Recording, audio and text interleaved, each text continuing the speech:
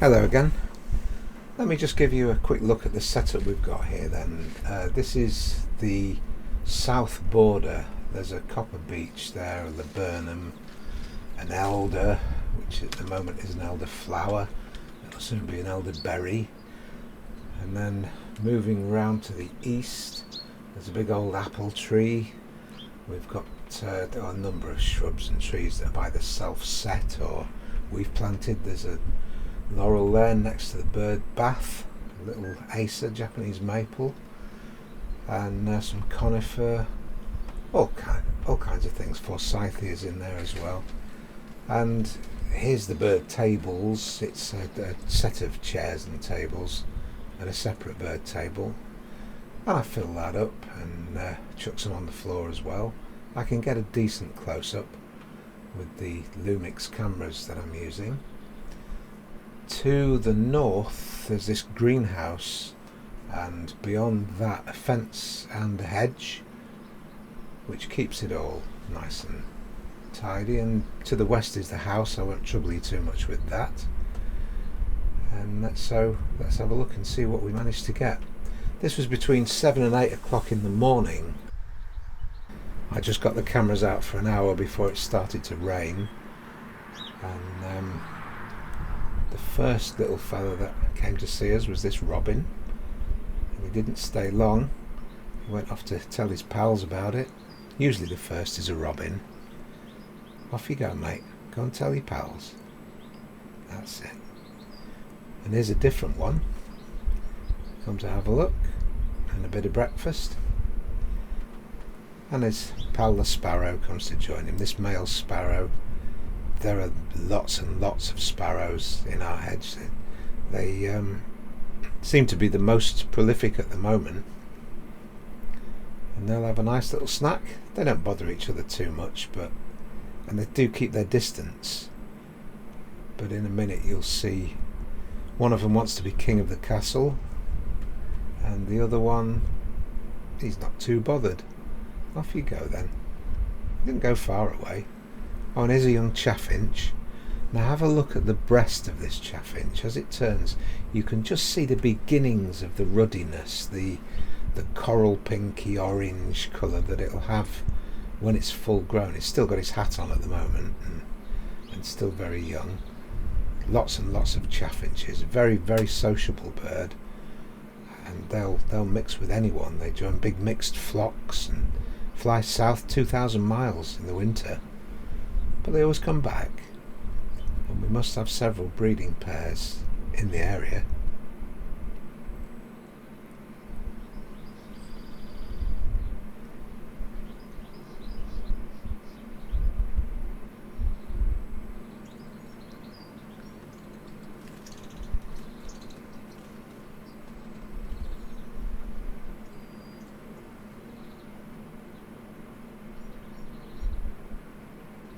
And down on the ground now, a pair of blackbirds, mum and dad, and they're having a bit of a domestic. They're also very hungry, but dad will get in the way of mum, and mum's not having it.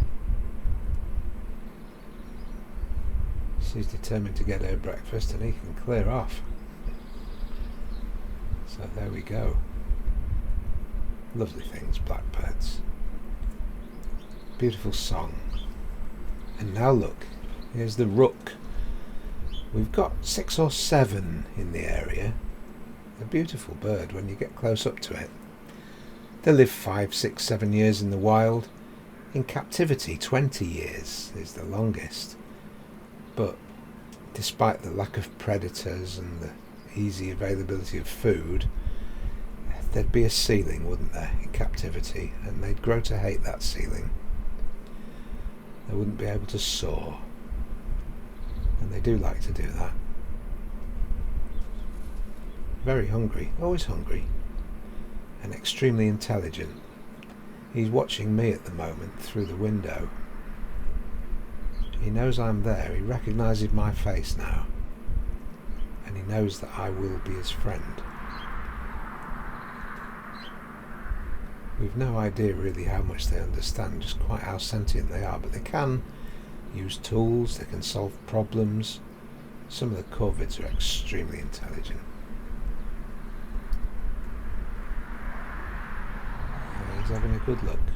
He'll be off in a minute.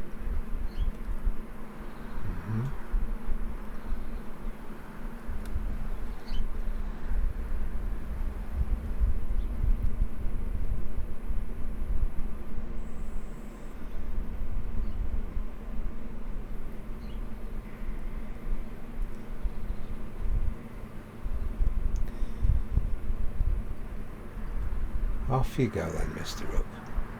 Go on, you're making a mess there. He's only putting it on the ground for the yellow hammers, but off you go, that's it.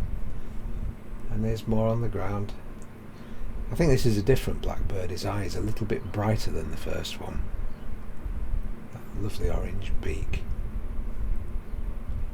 And as I say, a really nice song a blackbird has. You get stuck in there. Get as much as you can.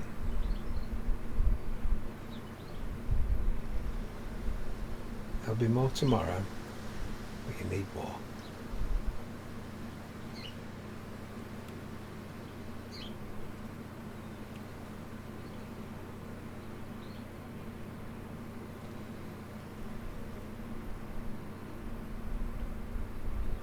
He's obviously not bothered about the cameras. If he'll turn his back on them. There's another robin. Oh, and a greenfinch. Look at that beak on the greenfinch. Again, they used to keep these in cages because there's a beautiful song, and they would live a lot longer in a cage. So again, a good few years, normally 4 or 5 years in the wild. There's a young one. And sparrow again. He's only just on top of that chair, just out of reach. But those powerful beaks on a greenfinch, they're very important in seed dispersal, so ecologically they're useful. More yellow than green, really, when you look at them.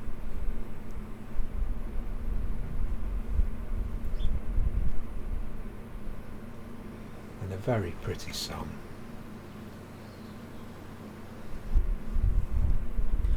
And here's a fully grown adult male chaffinch.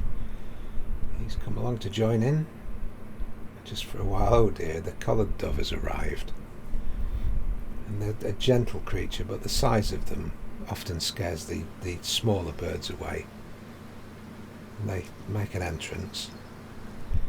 If you're ever in any doubt as to the difference between a collared dove and a wood pigeon, the wood pigeon has got a white patch on its throat, on its neck, and the collared dove has got this black collar. That's quite apart from the difference in size and the colours of the feathers. A wood pigeon's bluer than these, but they're not aggressive in any way. They come for their dinner and their breakfast. In a minute I think a sparrow will come and join in. And sparrows aren't frightened of these things, but they startle easily. I've seen sparrows chasing wood pigeons off. Here he is. Look. I saw a sparrow chase a wood pigeon off the same table and gave him a peck on the underside as he flew.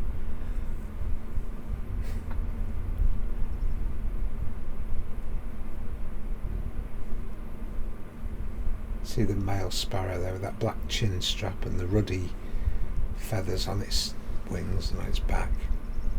The female is a lot greyer. Oh, and here's a lovely yellow hammer. We've got several of these. There must be a couple of families. Very bright. Startling. When you see them from quite a long way off, you can just see the heads.